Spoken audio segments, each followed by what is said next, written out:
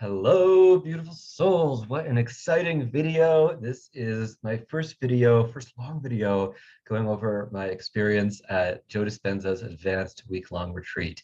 This was so incredibly powerful, restorative, nourishing, delicious, amazing, delightful, and I'm really grateful for you tuning in because there's some major things that happen that are going to be relevant for you if you are interested in this entire world: spirituality, transformation, healing, Dr. Joe Dispenza, etc. So right now, I'm recording this Sunday, July 18th at the beautiful Gaylord Rockies Resort in Colorado.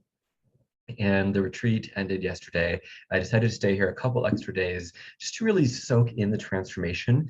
Have you ever had a peak experience or a huge burst of like a life reset or epiphany or awakening, and you just wanted to like keep those juices flowing and bring that new you, that reinvented self, and then you went back to your old setting with the people you saw and the places and the things and the environment that all triggered different cascades of old habituated behavior, thoughts, memories, etc. So part of my intention for staying a couple days was to anchor in these rich changes and visualize the self that I feel I now am in my old environments, with my housemate, with the furniture, the decorations, the living situation, the city, all the things that I had before this very powerful week. And I think that's very important as far as something that's transferable. While there were so many deep meditations, and I'll get into my personal experience in a bit, and so many incredibly delicious people, and I posted about some of those experiences on Shorts and on TikTok, Instagram, and elsewhere. I think the number one thing that I am very grateful for about this retreat is the restoration of a high level of passion. If you've been following me for a while, you know that my uploads and my video postings and my courses and all the things have been in bursts. I would do a lot of stuff and then I would go dark for a while. And there were a few reasons for that. One of them was because I would do a lot and I would realize I could do better. I could serve at a higher level. And so I pulled back for a little bit, did some upgrades, learned some technology, realized that I wanted to teach, offer, and serve in a deeper, higher, more complex, richer way, and ultimately didn't want to teach and show up out of integrity. Now that might be contrary to YouTube marketing standards of like make a video every day, but for me, if I show up, I want to show up at my best. And along with a lot of folks, 2020 and the early part of 2021, with all the things going on, all the social changes and restrictions, life had a lot of upheavals and there were a lot of stressful things. And even with all the training and leveling up that I've done, we call in the challenges that we can handle. So if we can handle more, sometimes we can get more. And if we leverage those, like the gravity of the sun, we can slingshot into an even higher stratosphere, and we still have to go through it. So now that I'm through it, thank the great galloping galactic goddesses of glee, what happened at this retreat? Wow. Okay, so there was a rich group field. If you can imagine the deep, powerful states of meditation that you might have had in your biggest and best meditations, and the great feeling you had when surrounded by people that you love, that got you, that you appreciated, respected, you had a common language, that was constant all week long. And having the opportunity to experience meditation, receive knowledge, go deep into my own psyche, subconscious, and spirit, a lot of people were doing the same. A lot of people were generating and maintaining a certain field that, Dispenza himself, I think, is giving off and creating and catering a very powerful field as well. The meditations I had here were far above the average meditations I've had on my own. And I've had some trippy meditations, y'all. Like a few weeks ago, I had this very high level intention to manifest a certain type of partner. And I used about 25 power objects to amplify my prana and deepen my state. And in only about 45 minutes, I got to a real high state of holographic reality creation, blasted off, saw, felt, heard, saw, experienced the reality I was choosing to shift my consciousness into in this parallel timeline, feeling in the present moment, knowing that it was set, hearing the being that was calling in, speaking through my mouth, saying certain identifying things, and then boom, it was done. I just knew it was done. And I opened my eyes, and I came back to consensus 3D reality, and the power went out. No joke, all the power in my room went out. The heater, the lights, everything. And so once I collected myself and used my phone as a flashlight to get out of the room, I realized a fuse in the fuse box had tripped. So I'm like, oh, I guess I unintentionally released a little magical EMP there. Kind of like Neo in Matrix Revolutions. Nothing to fear about this AI thing, huh? So anyway, that was very, very powerful. The experience and the results, or the side effects. And that had been a rare meditation for me. I had been in high states before. I had done 3-hour meditations before. I'd used power objects, not power objects. But one of my biggest quests was to learn how to teach other people to get in very high states of consciousness, to have very high levels of meditation and healing for themselves and others, just with yourself, right? Yeah, being in a group was great. Hearing great music, having a great leader was great. And with the legalization of certain plant medicines, a lot of people are turning in a lot of directions right now.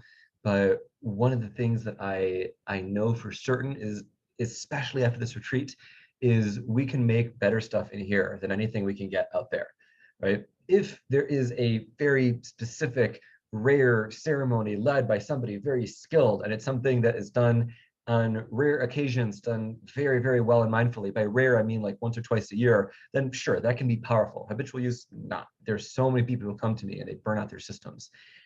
And learning, and I can't talk about content of the workshop, of course, just for the agreements and things, but just learning, and you can find these nice books, learning about the different elements of the brain and the different elements of biochemistry and the different elements of electromagnetism and different elements of our field in such a setting was so powerful.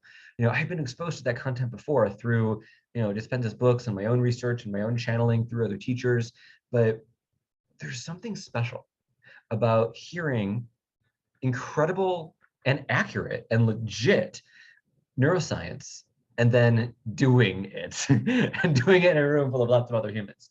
So even though this event sells out like consistently, I know I'll be going to many more. And even if I memorize the content, which any live human speaker, unless they're reading from something, it's always be different, I would still go for the field. The group field was fabulous. I even heard of people experiencing the field just to experience it. And I don't think I should share what I heard. But if you can't go to these retreats, any time that you can go and experience a group field, it could be at a building with a religious service, and maybe you don't practice in that religion, but you just go in that group field of concentration. Maybe it's a local meditation event. Maybe it's a mastermind I put on, or a workshop I put on, or it's working with me one-on-one, or it's something local that you have, where you astral project to some event you want. Super, super powerful. So these meditations are so rich. They also inspired me to adapt my practice in another way that I wanted to teach and offer you. While I do want to talk more about my experiences, I also want this video not just to be informative and interesting, but I want it to be as useful as possible. And while I'm always happy to share about my experiences, I realized that, okay, this was a week that was special, that was amazing, that was relatively expensive, that was absolutely worth it. And I'm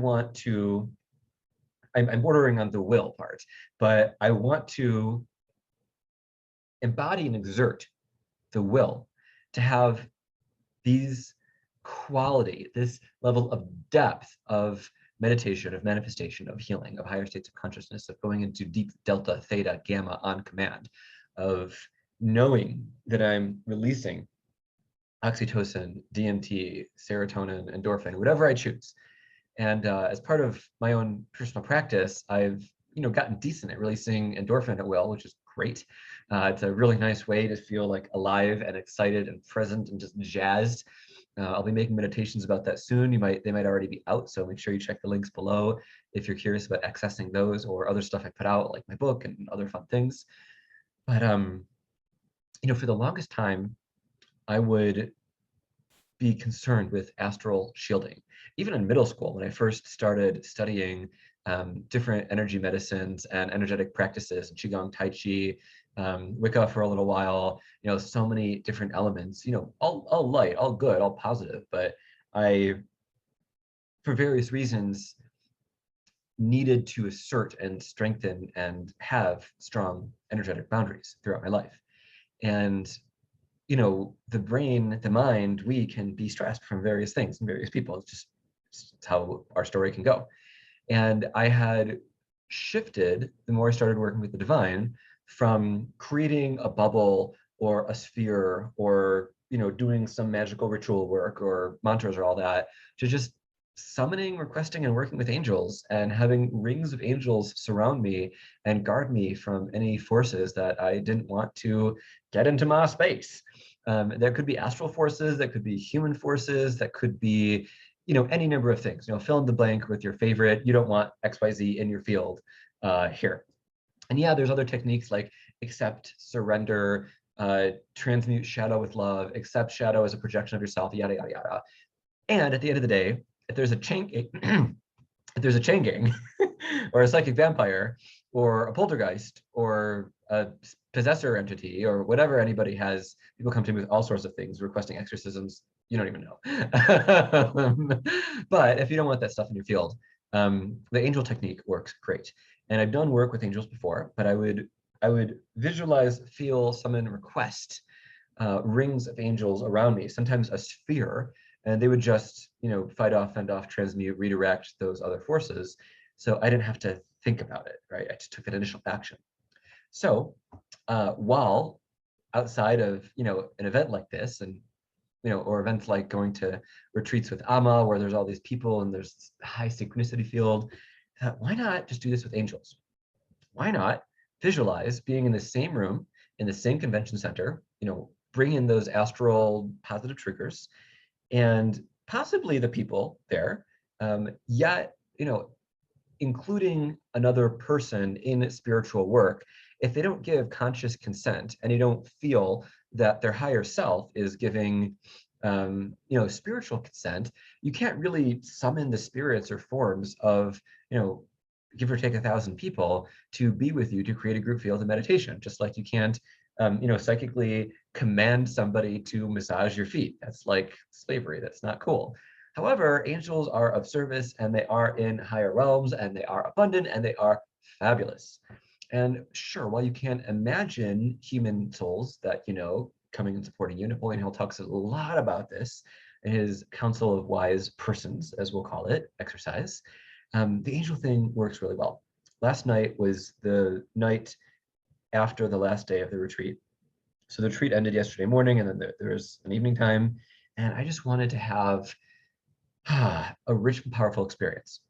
And just, basic physics, if you generate a toroidal field of, let's say, let's use some Star Wars lingo for a sec, like 100,000 metachlorians per square inch. I don't know, whatever the Star Wars lingo is, right? So you have 100,000 metachlorians per square inch, and you get a certain field with that. But if you're in a room with a bunch of people, you might get 100 trillion metachlorians per square inch, and that would make you have a different higher level field. Just whatever unit of magic, whatever electromagnetic mumbo jumbo you want from the different papers. I want to just connect with you and not get too scientific right now, and just flow, right? So I thought, well, how can I get 100 trillion metachlorians per square inch? Well, angels. So brought in a bunch of angels. Felt like about 155, 158. Angels, ascended beings, have a lot of mojo. If you go to an event, that's a public event, people are in different levels. Leader can be very high and very powerful, but regardless, if you want a measurement of energy, I talk about this in the chapter in Power in my book Magic is Real too. But so 155-ish angels came in, and I really felt their presence with me, and created a group field. I just blasted off. It was so yummy. It was so yummy. Yeah, super grateful. Wow. So that's a technique that you can do, and if you're curious on how to do it, reach out and ping me. That is something I think it's better to learn how to do in one-on-one mentoring, but I'll probably talk about it in extended videos. Post a comment below if you'd like one of those videos created sometime soon. All right, another fabulous experience at the event was thriving on less sleep. There's all this stuff about we need X hours of sleep for all these reasons. The brain has to flush itself. The REM cycles have to happen so we can learn. The body's tissues have to regenerate. We need to detoxify. X, Y, Z, A, B, C, 1, 2, 3, yeah. right? And I'm not going to argue with consensus 3D reality, mainstream science, if that's what you're absolutely convinced with. My personal experience is generally I need 7 to 9 hours of sleep, like most people. And if I, force my body by biochemically putting stuff in it, I can get more or less sleep and maintain somewhat similar functioning. But that isn't sustainable because, if you've ever tried anything with caffeine or melatonin, you realize that at a certain point, you just can't keep doing that and maintain the same level of performance or depth, right? But there's so much science out there and just so much knowing in my own core and probably yours as well that, well, what is reality? Well, we have 3D matter, 4D energy, 5D consciousness, quantum, karmic, holographic, and then it goes up from there into unity consciousness, whatever dimensional map you use. I use a 9D model that I talked about in chapter 1 of my book that just feels really right and legit. So anyway, energy, just with that, can affect matter, can direct matter. Consciousness can direct energy. 5D manifestation and intention is superior to 4D, is superior to 3D, right? If I have a thing going on with my body and I can work on it with my own body or with 3D world, I would, but it would be faster and more efficient if I could do it with energy.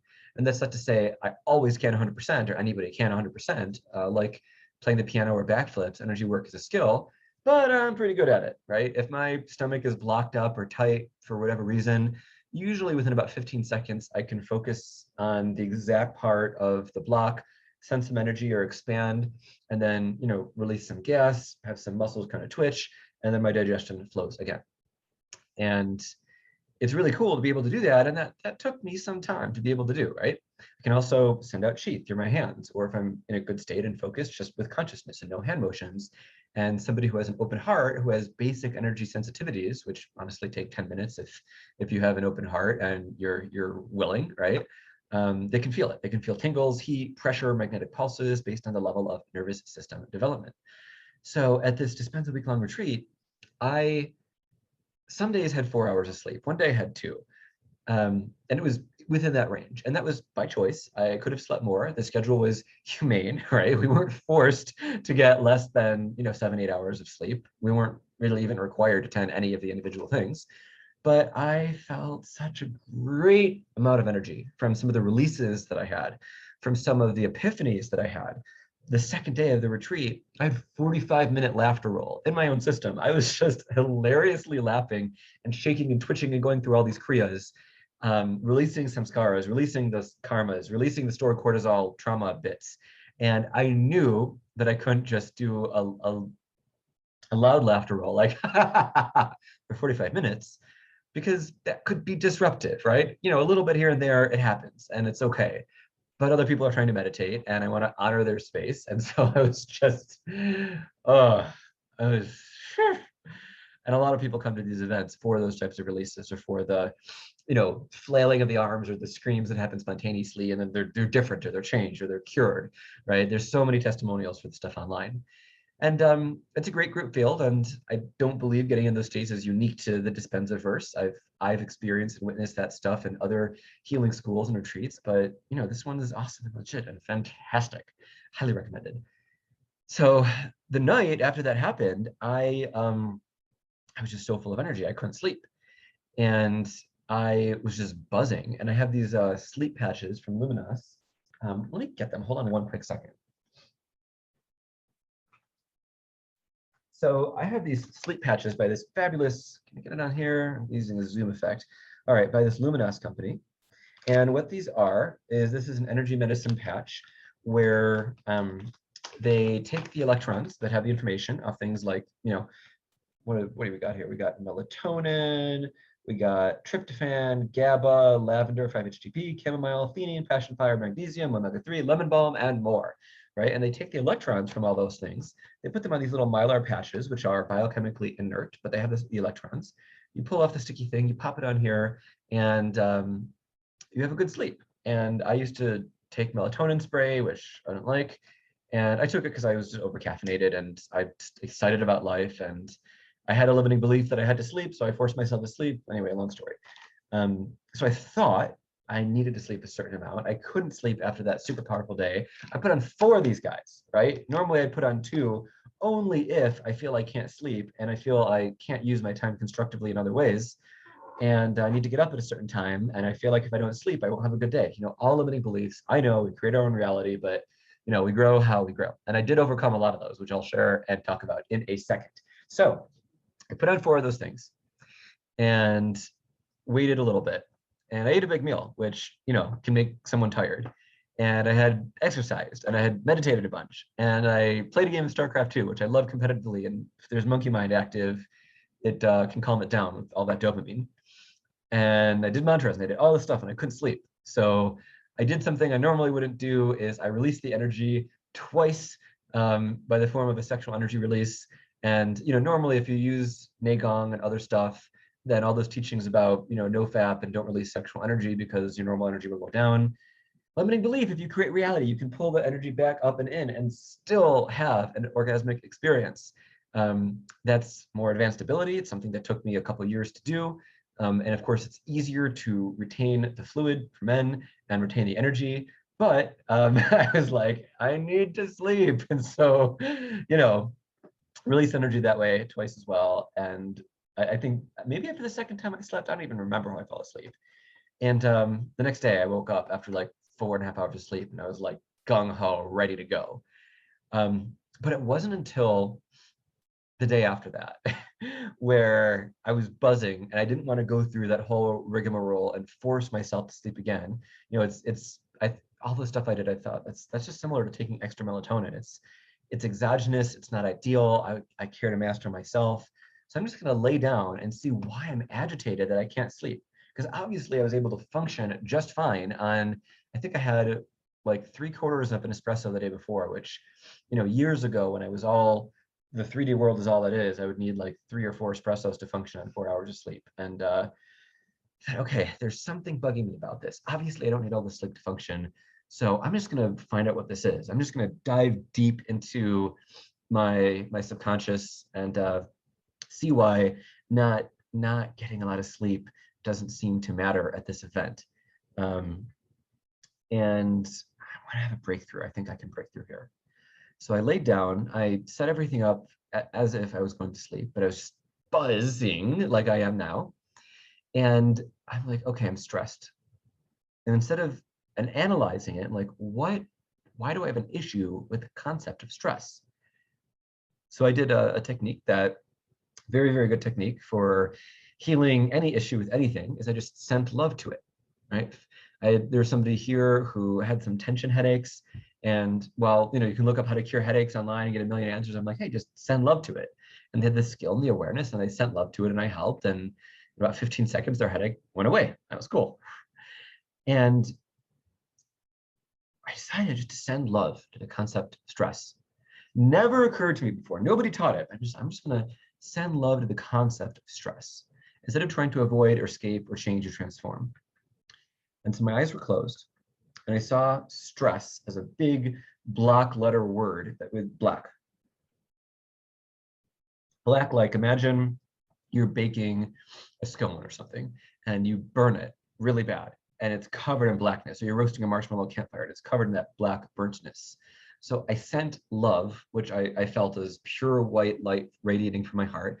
And I sent love into the concept of stress, symbolized by that 3-dimensional, burnt word, spelling stress. And the love just started to crack and then crack a little more. And then the cracks got bigger. And then the words started to expand and some of the black flakes started to fall away. And inside the stress was a white glow of love. Love was inside stress. It was so nice. It was so nice. It was so yummy. Because love is all. Love is in all. That's a part of a lot of spiritual philosophies. Neil Donald Walsh talks about that. I think maybe Esther Hicks and Paul Selig talk about that. I've heard it all over the place, right? Quote some high-level spiritual person, and they probably talked about everything, boiling down to love or God and / love, right? Love is just everything and everywhere. Yay, right? So what's awesome about this is if you want something to not bother you and you can feel the love in it and you can receive the love in it, then the thing that bothers you is your own conception of the thing. So why that was awesome why that was awesome is because I'm no longer going to be bothered by stress as long as I keep this in mind. And that second part is kind of like just a sprinkling, right? I almost didn't need to say it. That part of my psyche feels, okay, you got to work on this a bit more. You know, what if you're lifting weights and some fish person transmutes into reality and barrel? No, let's keep it real. Lifting weights, somebody trips, knocks into you, you drop their weight, falls onto my foot, breaks the toe, and I have to do whatever to heal my toe. And it's painful and it's limiting mobility wise and experience wise, and that's, you know, not an experience we would choose, but it's not, you know, life threatening or life altering. Toes can heal. And I thought, would that be a test where I'd be able to feel love from the stress? I don't know, right? Just now as I did this, I felt a slight pain from a tight muscle from weightlifting, and my instant response was like a microsecond of annoyance and then love, right? So when I was talking with people who went through a similar high-level spiritual school, there was a state people could get in, and this school kind of had a sanitized version of enlightenment that I'm not going to, you know, describe it too deeply because this is a personal story told to me by the leader of the school. But the school would look at when people had this secular enlightenment. You know, I say secular because it was devoid of mystical traditions, just so it's accessible to everybody. And just because many mystical traditions are tied to religions and thus not always accessible or palatable, depending on the belief system of the person experiencing the things. Okay, anyhow, they said one of the biggest tests was a married couple, and they were in the hospital, and their child was hospitalized, and their child died. And this couple was able to maintain their state, right? They were able to maintain their enlightenment. What do you think that means? To me, and to the leader of that school who told it, it said they had achieved a high level of self-mastery, right? That doesn't mean the scenario was, to an outsider, unfortunate or sad or terrible or horrific or shouldn't have happened or whatever other word, but they were able to maintain their state and not break down. And this wasn't a repression, and this wasn't a denial, right? I think if they could have chose that their child lived and made a full recovery, they might have chosen that. But just to be real with you, and this isn't Dispenza stuff, philosophy, this is just my own, you know, in fact, I'm not sharing any Dispenza philosophy to honor his own teachings. I'm just sharing my experiences and my own thoughts. But I feel at the highest levels of enlightenment, we realize that not only do we create reality, but we create our meaning of reality, right? So the fact that I have this tachyon wand here, and it's this yummy magical thing, and that I don't have 444 yet, is meaningless, right? I could say, oh, I should be at the level where I have 444 tachyon rods in a bed, which is airlifted wherever I go, and I'm in this spiritual, enlivening, yummy, energy juicing bed. And if you know what these are, check some of my other videos. It's just great energy healing tool. I'll post stuff about it below. But you know, that's a trivial example, but I'm giving you three things. I'm giving you like the trivial thing of the tachyon rod, the kind of irritating significant but not super long-term significant of the broken toe, and then for some people major thing of, you know, watching their child die, right? Why do I say that? Because this is all about training. It's all about training. It's all about self-mastery, right? An experience that helped me see the love in the concept of stress for a relatively trivial situation of not getting enough sleep or having to choose between enough sleep and attending the morning schedule rather than sleeping in and skipping something. I chose to see that as a stressful scenario, you know, first world problem, right? I know. But how far can that go for you, right? How far can you take a scenario that you otherwise wouldn't choose, that you might call stressful or unfortunate or any other word, right? And transmute it to where you feel love and joy and peace and bliss and enlightenment, or whatever you want, whatever you choose, right? Whatever you feel capable of, whatever you decide you're capable of. I think that that's one of the other keys I got from this workshop. You know, I practiced martial arts in a dojo with a teacher who studied at Shaolin. I've meditated since I was 12, and as I record this, I'm chronologically 36. There's so many things that I've learned and been exposed to, but this weekend, it just clicked. The quote I heard from my Sifu years ago, soul is to body as rider is to horse. And if you don't like the word soul, you can use mind, but you know, this channel's pretty woo, so you know, I think it's okay to use soul here. So just consider soul you. We'll take out all the higher mystical stuff about the word soul for now. And if your body is saying something and you want to choose differently, can or do you choose something, or do you give in to the body? Right? I'm not talking about life and death scenarios. I'm talking about in any moment of now, right? Do you know what your ability to master your body, your system, your being is? Yes, no, maybe so. If it's big, your ability to master your system, your mind, body, life, whatever, then you can wait an extra 5 minutes to eat or drink if you're hungry or thirsty, or you can wait an extra 5 minutes to go to the bathroom. Can you wait an extra 5 hours or even days, right, for this very common, if not universal, life experience? If there's something in your environment which is a noise, can you maintain your equilibrium or your high vibey state, whatever it is, if there's a loud noise for 5 seconds? What about 50 seconds, 5 minutes? Where's your edge? And then where's your trauma catalyst?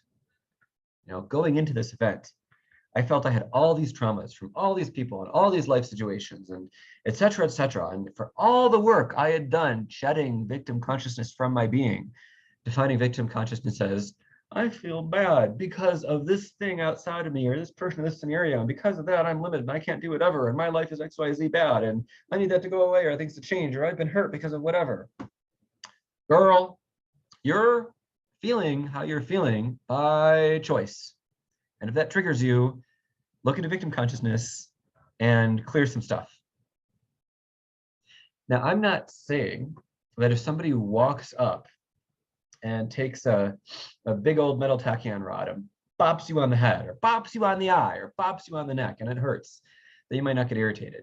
But you know, personal growth literature is full of examples of we're in traffic, somebody cuts us off, we have a response, we change that response, we feel better, right? In a beautiful book by Olivia Fox, she said, you know, if you're in traffic and somebody's driving erratically and you get ticked off, maybe they're a pregnant mother or a mother of a young kid and their kid's choking. Maybe they're a person having a mild seizure trying to get to the hospital or even get enough focus to pull over, and they're not fully in control of their capacity. I talked to somebody recently who was just so miffed about a traffic scenario. And I'm like, that person could be doing anything, experiencing anything. Why choose the frame or the story or the mindset where you feel upset by it, right?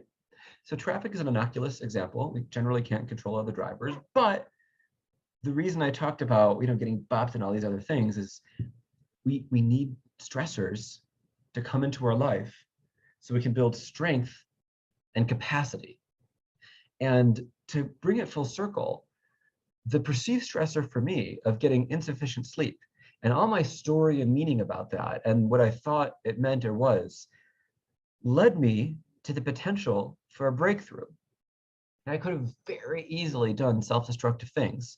I actually think the release of sexual energy, in one sense, some could say it was mildly self-destructive.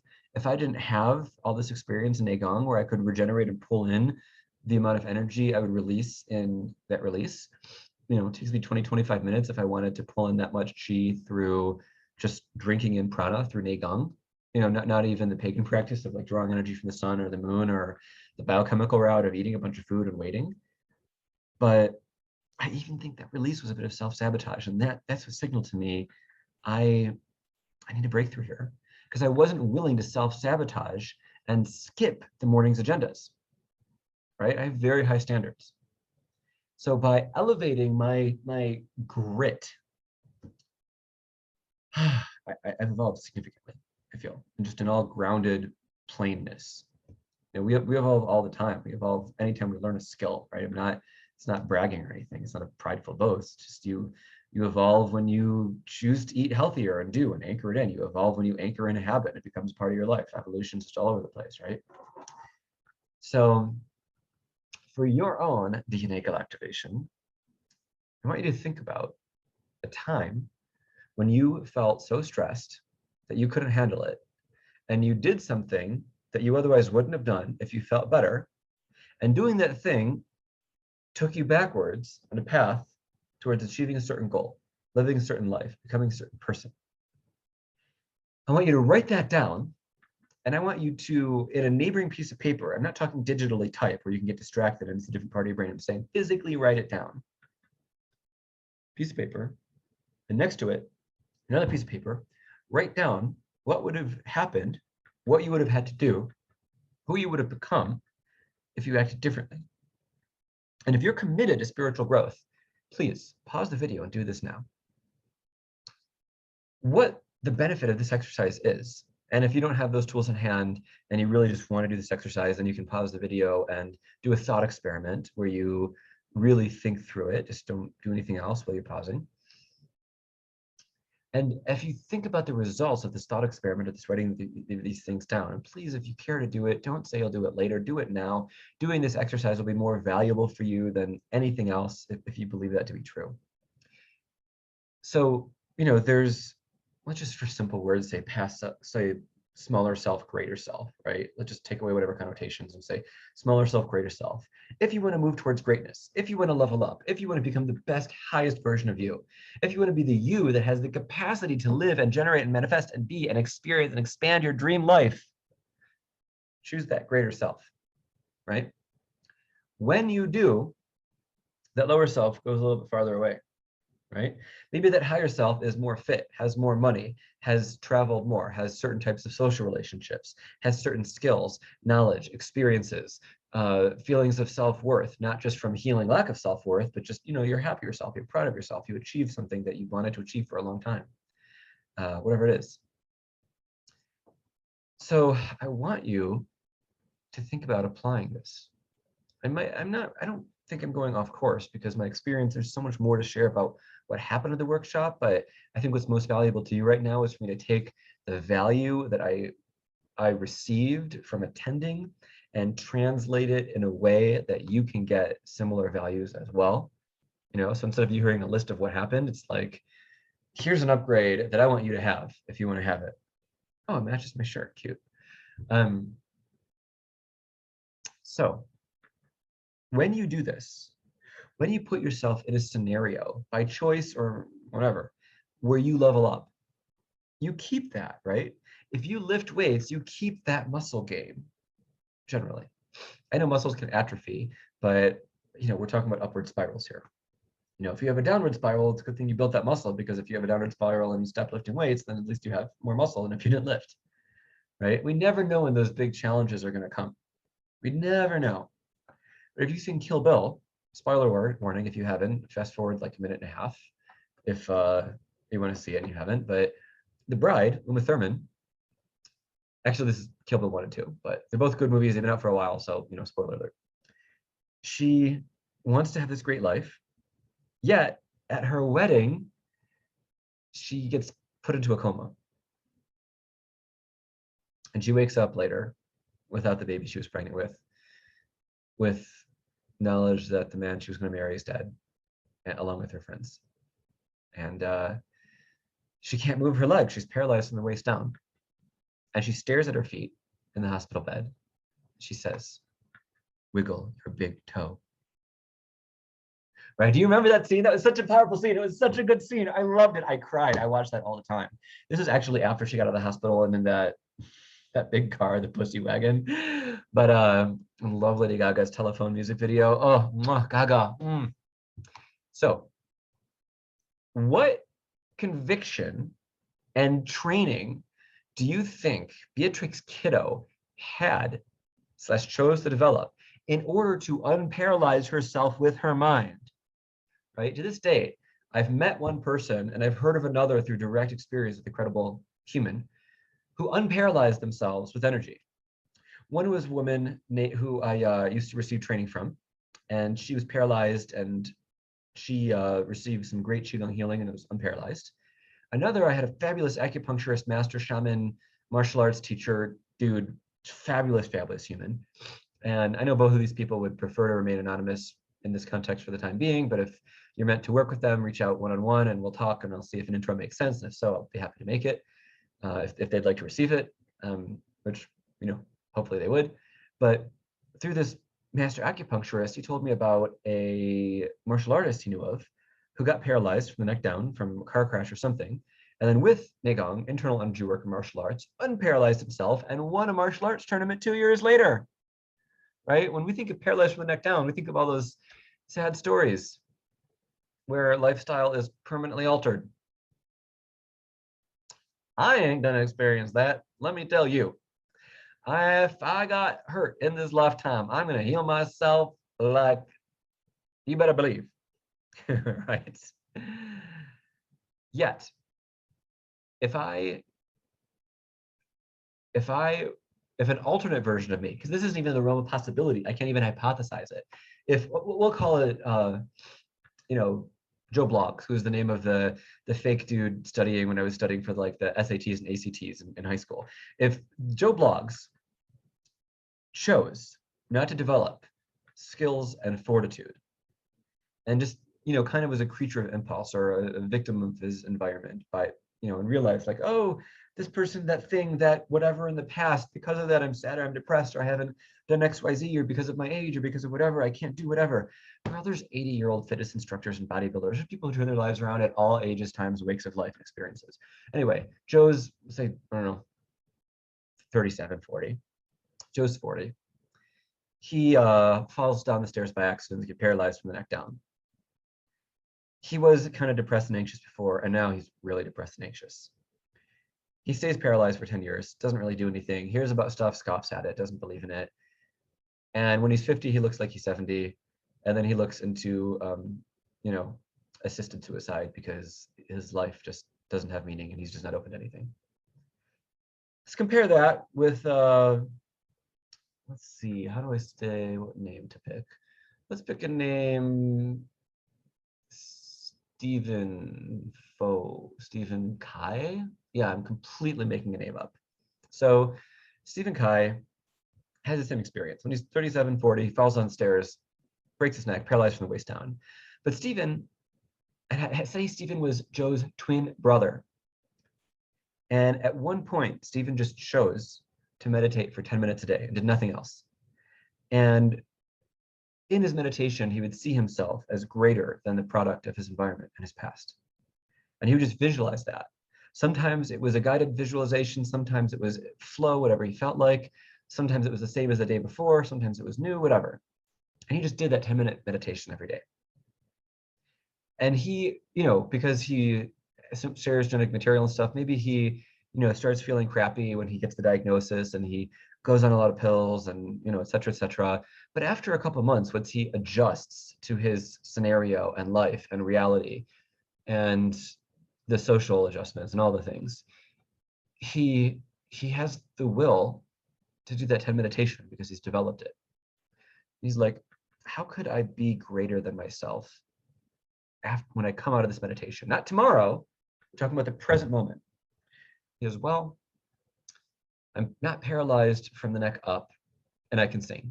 So I'm going to sing a song a day because I feel all this emotion and I want to let it out and I don't want to dope up my brain to the point where I feel like a opiate patient and with the excuse of being paralyzed from the neck down. I want to have some quality of life. So I'm just going to sing once a day to release pent-up emotion. And Stephen does that. And after a couple of weeks, he has the motivation to sing 2 songs a day. After a couple of months, he has the motivation to sing a whole karaoke list. And he's wheeled onto karaoke places and people get all like, oh my gosh, how do we respond? It's karaoke, we're fine, we're drunk. Here's this paralyzed person, what's going on? And somebody holds a mic up to Steve's paralyzed mouth and he just belts out Let It Go by Frozen or some song. And people are crying and clapping and he gets recruited to America's Got Talent, and everything goes incredible, and he goes to Camertage and gets super healed, and maybe it's a Dispenza workshop, and he tells a story, and it's incredible, right? Whatever, right? However a story goes. But that 10 minutes a day, obviously it's a fantastical possibility, even just the karaoke thing and affecting other people's lives. I think that 10 minutes a day would lead to him, healing himself through a meditation, like so many people have done and talked about in the testimonial videos for Dispenza, and they're all over YouTube and his website, so you can find those. People's cancers and Parkinson's and anxiety and addictions and all this stuff goes away. So, full circle and in closing, I did this retreat because I've been committed devoutly since I was 9 years old to continuously level myself up. The reasons, the context, the methods, those have shifted a lot, but I've been committed to continuously level myself up, and that led me here. And I know life is going to be and will be different from here on out. I am certain. It was a decision I made the second I chose to register. So, what does this mean for you? What does this deep conviction and decision to become greater than what you are and what you have been lead to? As you really think about that, I want you to end your experience of watching this video with the decision to better yourself in a committed way in some element. And if you know what that is, and you don't want to hear about the other ways that you can receive information or support from me, because maybe you know that already from watching my other videos, then as soon as I say Finn, hit pause and do that thing. That meditation, that journaling, that commitment, that phone call, that registration, that cancellation, whatever it is, do that thing. If it's significantly life-altering, maybe write out a script and plan that thing and feel into it. And it's great to make powerful decisions from passion, but if it's majorly life-altering, sometimes it's good also to think in context, because some people can get really high vibey, and when you're not in that high vibey state, oh, I don't want to regret this. So, anchor it in. I think the best thing is make a video to yourself about what you feel that change you want to make is, and speak with a ton of passion in that video to yourself about the change you want to make, the habit you want to take, the element of your reality you want to create and change and be, right? When you do that, you can rewatch that video and train with your own mirror neurons, anchor in that change, and keep experiencing the continuum of that change. I just felt a wave of heat.